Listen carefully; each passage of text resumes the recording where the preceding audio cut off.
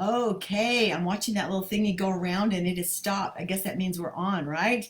Hello, everyone. Thank you for coming on to the Rich Girl Workshop. And many of you, you are accustomed to being here every day on Monday at 12:30 Mountain, 1:30 Central. So thank you for coming on again. I love our topic. I always love our topics, but I particularly like this topic because I feel like I really relate to it, and I know that many of you do too. So thanks for coming on. I am Suzanne Brothers Varley. I host the Rich Girl Workshop every single Monday, and you can also find all of these recorded on YouTube, and it is under Suzanne Brothers Rich Girl Workshop, and we have placed all of them there from the past. So there is a plethora of good stuff for you to dig deep into. So I want to say a special thank you also to a lot of you who have reached out this last week.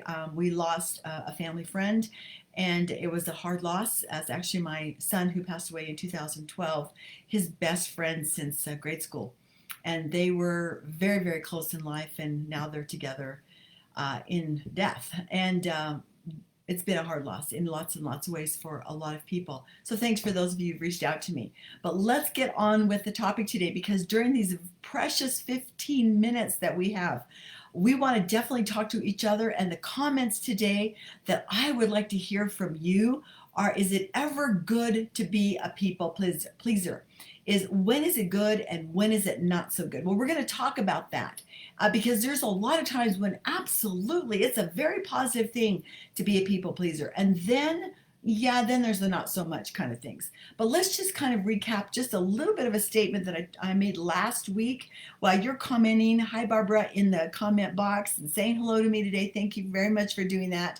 Comment, is there ever a time when it's good? Is there ever a time when it's bad? So comment on that, because this is a place where you and I get to spend some time and think on subjects that really matter. Okay, so you might be one of these people where you think that it is your job that everybody's needs are met and that everyone's having a good time and they're feeling good and they're feeling loved and they're feeling included. And you may, if you feel like it's your job, okay, you're probably a people pleaser. But you may even have this kind of odd sense of feeling bad when, or even blame yourself when those things I just said don't happen or don't happen to everyone's expectations. How many of you have ever felt as a people pleaser that you're trying so hard to please everybody else that you don't actually ever please yourself, or very seldom do? And then of course the resentments raise, and then there's a whole another topic after that, right? All right, you guys. So today we're going to talk about some transformational tools. And I told you last week that I had 5 really good tools to use. I'm probably going to give you those first. Okay, so we'll just keep congruent of what we talk about. Okay, so there are 5 tools that I have found are tremendously useful, and sometimes I'll go back and say, oh, why didn't I think of that? Okay, oh, so when you don't ever beat yourself up for something that you didn't do or didn't remember or didn't do the way you thought you should have, just take note of it. Just take note of it so that next time you can make a better choice on how to react. I think that that is so much healthier than beating yourself, because beating yourself up, you know what, being that self-critical never helped you, did it? No, never helped me at all. Teresa, it's good to see you. Teresa, you came back with a major tan from the islands, girl. Yeah. Janet, hello. Aloha. Aloha to you too. Thanks for coming on. Okay, so I told you that there are how many? 5. 5 transformational tools. And then at the end, we're talking about when is it a good thing to be a people pleaser and when is it maybe not so good, so that you can use some of these 5 tools that you're going to hear. Okay, so number 1, remember last week I talked about getting your priorities in line, getting your top priorities.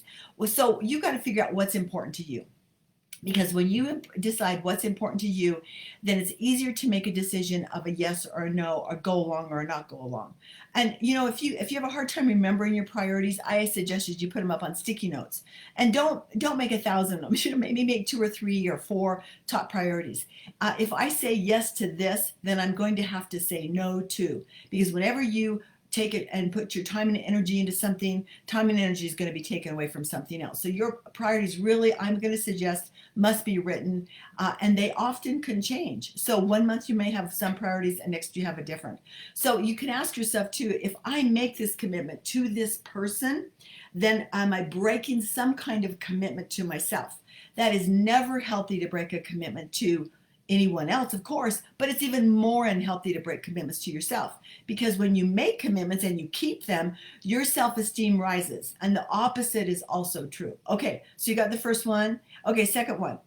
Second one is just a response. It's a response of saying, let me get back to you on that. Okay, now you're not ghosting someone and you're not going to not get back to them. Yes, you need to get back to them because that's respectful, it's honorable, and is also treating people the way you want to be treated. It's really the golden rule. So maybe you have a jam-packed week, or you really cannot even think of a minute when you can think to take on that task that somebody else has asked you. So let it simmer in your mind if you're going to say yes or no. You don't have to react right away. We don't always have to be in that moment that's required to respond to everybody else's best interests. So you can say, let me get back to you. It's really okay to say that. So let me get back to you is something that I have learned to do, but I didn't do for years. So step back for a second and ask yourself, what are you already committed to? Okay? So here's the positive part about this is that when you create a positive anticipation of what you are going to do, then guess what else? Okay, you know it. You take that same kind of energy into the things you do say yes to. You also take a lot more joy into the things you want to do and can do and want to commit to. Some things I do, I really don't want to do it, but after I've done it, I'm so glad I did. Okay, you guys can relate to that, right? And then as I prepare for it, or I'm in the midst of doing it, I find a lot of joy.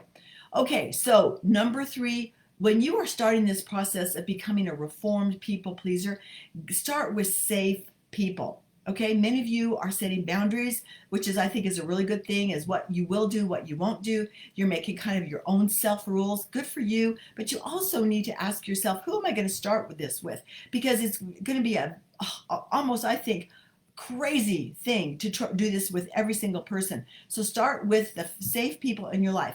Do you have those safe people? So if you do, put yes, put comment, yes, you've got safe people. These are people that will not get all weirded out with the new you, okay? Or the new version of you. They're not going to get weirded out. They're not going to reject you. So who might be your safe person? When you do have healthy boundaries, these are the people that you're talking about. You have healthy boundaries with them. And who is that authentic person in your life who you really feel like you can be totally yourself? I'm hoping you all have one. Say yes if you do. Great if you do. I hope you do. Okay, Karen, thanks for being on. Bridget is on as well. And Kara, oh, hi, Jeanette. And Kara's on. Thank you, sweetheart. Thanks for being on. And okay, we're going to keep going here. I hope you love this topic. More good stuff to come. So if you have a safe person, put yes in the comments. If you also have an example of when it's good to be a people pleaser and when it might be bad. Okay, so Debbie is on. Oh, yes, exactly. Keeping commitments to yourself. Good afternoon to you, Aquila. Kara, yes. Yeah, Kara's got an excellent suggestion on here too. Thank you, sweetheart. Okay, so number 4 on the tools. Do not do this alone. Have friends that you can talk to about this with, who are also maybe making this transformation in their life. You are changing something that is vital, you guys, to your happiness. And with that in mind, it's going to take some change. And your mind, what does your mind do? It fights change. Your mind always fights change. So if you have some support people, they're also going through the same thing. Maybe it'd be good to do like a pinky promise. Okay, pinky promise. We are going to reform ourselves into more healthy relationships and also diminish this people pleaser in us to every single person. Okay. All right. Now, number 5, I think this is super important. Be patient with yourself. Backsliding is absolutely normal here. Don't you know? It's backsliding is normal. Do not be so hard on yourself. Move from people pleasing to valuing your relationships with yourselves. It takes time. You guys, seriously, it takes time. Fall down 7, get up 8. Okay, you should be knowing that, right? Of course you do. So, and you avoid saying things like, oh, I can't believe I did that. Oh, I can't believe I keep doing that.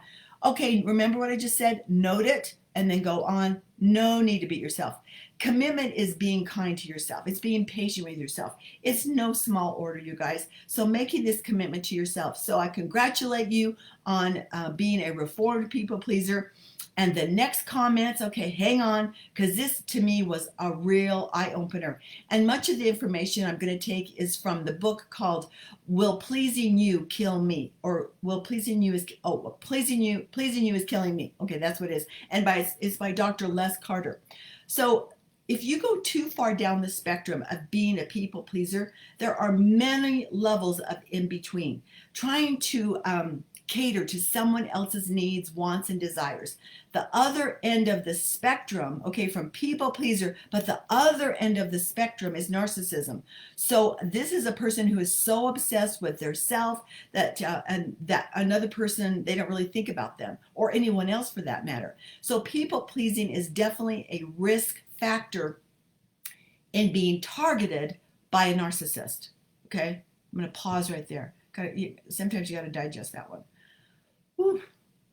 Okay, did you hear that? I'm just looking at your comments. Thank you, Debbie. Thank you, Brenda. Oh, good to have you on. All right. So, positive actions through being a people pleaser. There are definitely positive ones. And I'm hoping that you'll type some out in the comment section. So number one, okay, let's put this one in our head, is when you affirm people, that's a good thing. It's also people pleasing, but it's a good thing because you can see the better part of another person. You could affirm them, you can encourage them. Yes, that's a good thing. And that's what's right about being a people pleaser, is affirming another person, as long as you're not using it as a manipulation. Okay, number two is this people pleasers support relationships by knowing others, getting to know them, getting to know how they tick. That's a good thing, right? Of course it is. Number three, put this one in, right into your head. All right, so you maybe have been a peacekeeper all of your life. Maybe since you were growing up in your childhood home, you've been a peacekeeper. It's a very good thing to have a person who can step forward during chaos or during high stress situations. It's a good thing when a person can step forward and give calmness and clarity to the moment, the situation, or the circumstance. There's one word for that, you guys. There's one word for that person. It's called leadership. Yes. Number three, that's you. Okay, number four, right in the head. Right in the head. Stick this in the head. You like to create an atmosphere of cooperation. Good for you. We need more of that in our country. Don't you believe that? Everybody needs more of an atmosphere of cooperation. Number five, you can anticipate the needs of other people very quickly. You have learned to read others, okay? You've learned to read others. All this is good about being a people pleaser. And number six, you have a reputation of being nice, okay? So if you can't be anything else in life, be nice, right? My mother always said that. Okay, Barbara, thanks for being on. Jen, she says not really. Okay, you know what? You're probably looking for that safe person in your life. And I don't know who that is, but that might be something you might want to contemplate on, pray on, look for someone. If you don't have that one person now, maybe have a little bit of a support of people who are needing to reform from people pleasing. All right, let's take a look at the negative part now, the negative part of people pleasing. Hang in there with me because there's a couple of them here. All right, so number one, we're going to take this one out. Well, negative part is that do not cater to others who are hostile or insulting. Don't cater to them. No, don't give them any more fuel than they got. This teaches other people how to treat you. Okay, so there you go. Allowing others to violate us is absolutely what? It's just plain not okay. It's not really keeping the peace. You guys, seriously, if you let someone else who is hostile or insulting mess with you, it's really not about keeping the peace. It's just really mismanaging the moment for a temporary outcome, because you know that person's going to come at you again and again and again. In fact, it's a precursor to something you are all thinking right now, right? It's a precursor to what? Abuse. Exactly. Okay, so what's another negative part of people pleasing? And that would be number two. Let's take this one out of our head. Let's not do this anymore. When you feel your anger rising, you want to listen to the function of anger, because this is going to teach you something. Is it telling you that you haven't set a boundary, but you need to establish one? Let it be a teacher. Let the anger teach you something that needs to be done for you, for self-protection or whatever. Not listening or paying attention to your own thoughts and feelings can grow more negative thoughts, more negative feelings, and growing one and more in the future. You guys, that's called one word. That's one word. That's called resentment. Okay, so did you get number two? Going to take that one right out. All right. Number three, negative part about being a people pleaser is when other people fail to do what they are responsible for doing, for their own behavior, when they're failing to take responsibility for what they've done, for their own behavior, for things that they are responsible for, that they stop doing. You guys have all worked with people like that, when you have to take responsibility for somebody else's job because they're simply not doing it. Okay, you know what I'm talking about too, right? Exactly. So instead of doing that, allow them to experience the consequence that is going to happen when they don't do something. And you maybe decide to stop bailing them out all the time. But of course, if you're not going to bail them out anymore, you need to tell them that. All right? Because they're going to assume that you will. Right? Okay, good. I hope you got that one. That's actually coming from Al-Anon. That's one of the Al-Anon beliefs, and I really believe it's true. Okay. All right, you guys. Oh, thanks, Carrie. Yes. You guys, good comments on here. Good comments. Are you ready for number 4? Here we go. When these are the negative things about people pleasing. When your personal values are being compromised, not a good thing. Not a good time to be a people pleaser. The other person is pulling you in the behavior that they want you to have, or they're pulling you into their value systems, or they're wanting you to do something you don't want to do.